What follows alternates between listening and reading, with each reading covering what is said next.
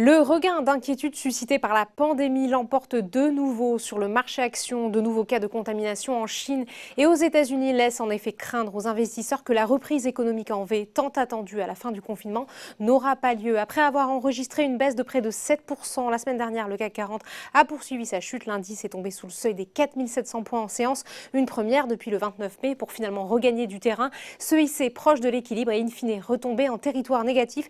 Le CAC 40 termine à moins 0,49% vers les 4815 points. Du côté des valeurs, Sodexo est lanterne rouge de l'indice après un abaissement de recommandation de Goldman Sachs qui passe à vendre contre neutre sur le titre.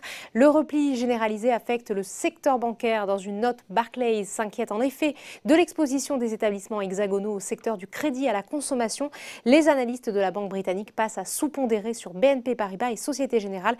Résultat, les titres perdent respectivement 1,93% et 2,42%. Le luxe, très exposé au marché asiatique, est également pénalisé par la crainte d'une deuxième vague.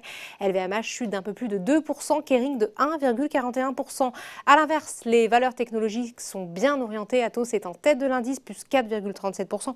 Worldline gagne 1,89%. Saint-Gobain, valeur défensive, est également recherché aujourd'hui sur l'indice. Le secteur de l'aéronautique, massacré au plus fort de la crise, est en hausse, porté par le redémarrage du trafic aérien. Airbus gagne notamment 1,57%. Le titre bénéficie également d'une note de Crédit Suisse qui confirme sa recommandation sur le titre.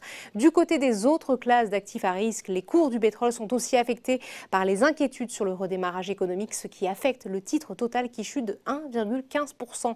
Outre-Atlantique, les marchés sont emportés par la tendance baissière alors que certains États observent ces derniers jours un bond des infections au Covid-19. En début de séance, l'indice Dow Jones perdait plus de 2% à l'ouverture, le S&P 500 abandonnait 1,7% et le Nasdaq 1,2% après avoir atteint des sommets la semaine dernière. Voilà, c'est tout pour ce soir. N'oubliez pas, toute l'actualité économique et financière est sur Boursorama.